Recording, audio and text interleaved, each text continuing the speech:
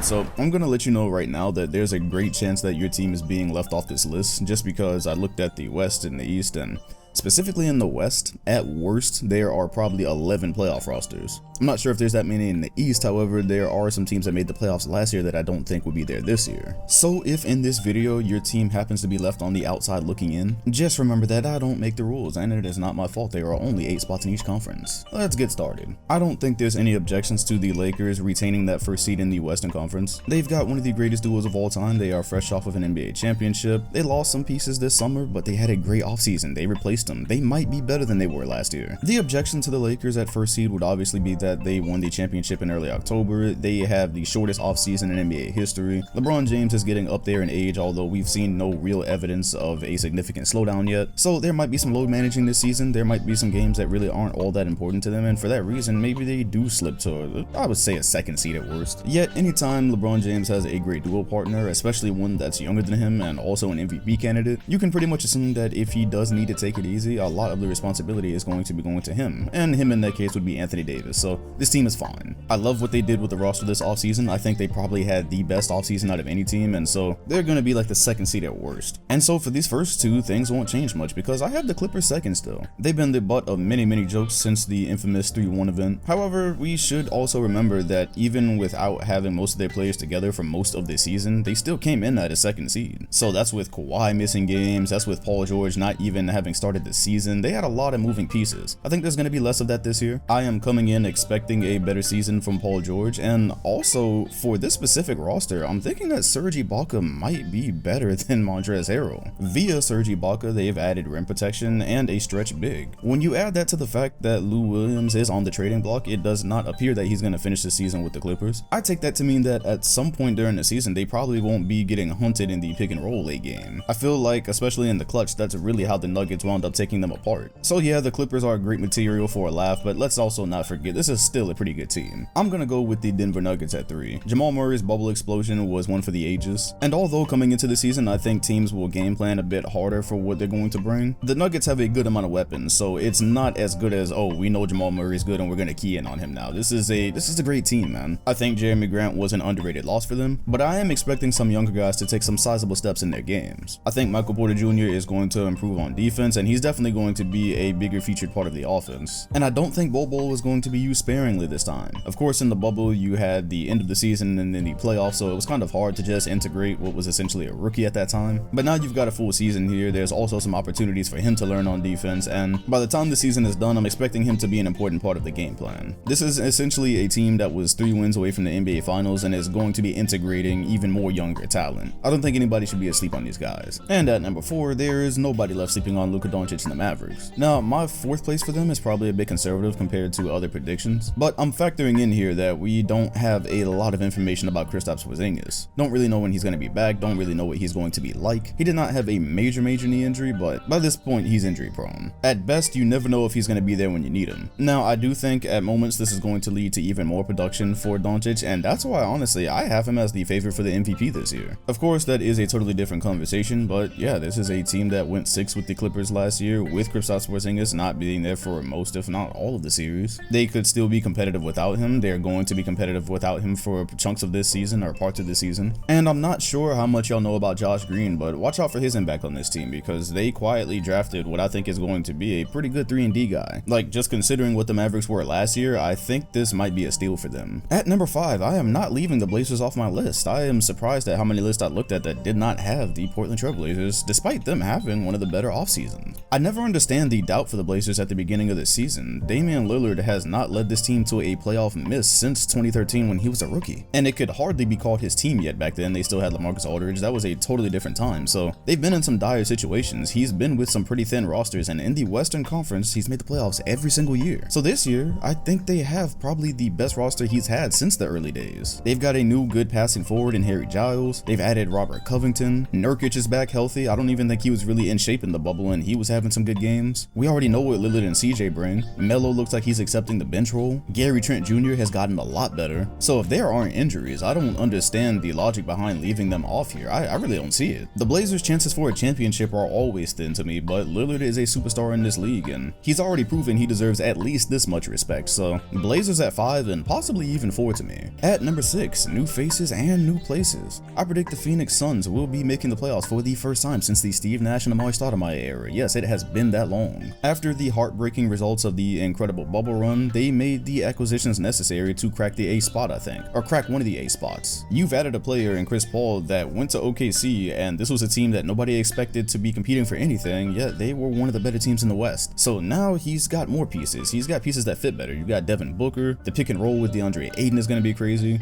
Of course, they picked up Jay Crowder as a support piece. And I think you've also got to look at it from a standpoint of last season's results. What people seem to often forget is that the Suns got that close and they were missing DeAndre Ayton for what, the first quarter of the season? We don't know for certain, but I think that means their chances were much higher with a full roster. So with a full and better roster here, I honestly don't see how this doesn't work out. Chris Paul is not even going to have to do as much at this age to get this team to the playoffs as he had to do for the Oklahoma City Thunder. If Phoenix is not in one of these 8 spots, it had to be because they were injured. Yes, at 7th, I still think the Warriors are going to make the playoffs. They've gone through some hardships. It is wholly unfortunate that we waited this long to get the Splash Brothers back to see what they could do without Kevin Durant, and then Klay Thompson goes away for an entire extra year. They did what they could with the roster. Of course, they are going to be hoping for some extra production from Andrew Wiggins. They were able to acquire Kelly Oubre to try to strengthen some of what they've lost at the perimeter. And then there's the wild card in James Wiseman. We have zero clue what to actually expect for rookies most of the time. So now we're looking at a rookie who's on a team with remnants of championship DNA. A team with actual aspirations. That's kind of rare for a first overall pick. So obviously with the loss of Klay Thompson, they are going to probably need to lean on him a little bit for production. What they've lost in perimeter shooting and defense, hopefully they can make up a little bit with interior defense and probably some pick and roll action as well. It's definitely an important season for Steph Curry because if there are no more injuries to this team, it probably wouldn't be a great look for them to have had all the success they had when they were stacked and then to not make the playoffs now that they're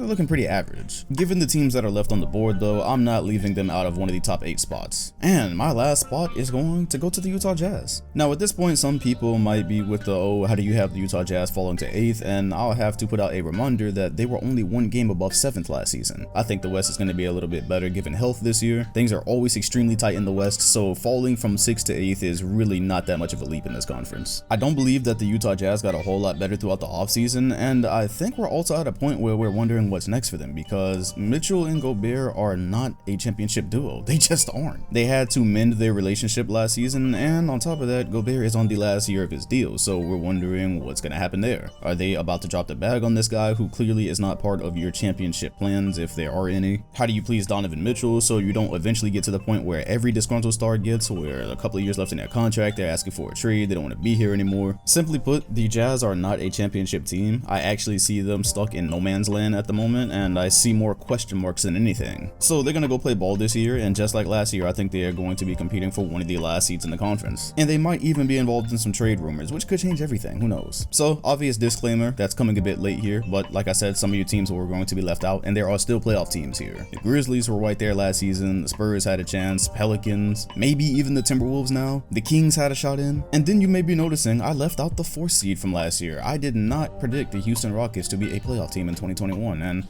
I think it should go without saying. When you look at them, they seem to have a decent team. It doesn't look like one that James Harden should just not want to play for, but at this specific moment, because of that situation, their structure is complete shit. I don't know if y'all saw the picture of James Harden and PJ Tucker sitting around looking like they were seniors in their last semester of school, but that on top of everything else we've heard in the last month, they clearly don't want to be there. I don't think James Harden is going to be there the whole season. There is an unpredictable trade coming. I don't know what the Rockets are getting back. I don't know what they're sending out. I don't know when Harden is actually going to be playing on this roster, if he's going to be playing on this roster. So yeah, there are a million question marks. This team is not together. And I think in the Western Conference with so many good teams, I think that at the end of things, it's going to cost them a playoff spot. I think they're going to be in a rebuilding stage by the time the playoffs come around. And if you disagree, just look at the 8 teams in the West. They would have to replace one of these guys. And even if they replace one of these guys, there are guys with the Rockets that are also trying to replace one of the top 8. Counter argument would be that no, the Rockets are the ones that have to be replaced. They were the ones with the playoff spot, but they are not in the same situation that they were. This is not even the same team that was in that playoff spot. So unless James Harden just snaps out of it and says, you know what, I'm gonna play in Houston, I'm gonna fulfill my obligations this year, whatever happens, happens. Unless that happens, I don't see the Rockets in the playoffs. If he comes back and plays with John Wall, then everything's great. That's absolutely a playoff team. But every indication we have right now is that he's not finishing the season with that squad. Hopefully we're going to see more Zion this year. This is a young and upcoming team that is also fighting for a playoff spot. The West is ridiculous, so I would actually be proud if I nailed the top 8 here because there are many replacements that could happen. But this is the 8 that I'm going with. I'm standing pat. But if you've still got the Rockets in the playoffs, let me know about it in the comment section. Let me know what your top 8 are and what you think about these predictions. Tonight on Twitch, I am fairly certain that I'll be doing a watch party for LaMelo Ball's first game, so if you want to be a part of that, the link is in the comment section and description. And if you enjoyed the video, make sure to leave a like, comment, and sub, and hit the bell next to my name if you want notifications every time a new video drops. Next up is the Eastern Conference predictions. Thanks for watching, and I'll see you all on the next one.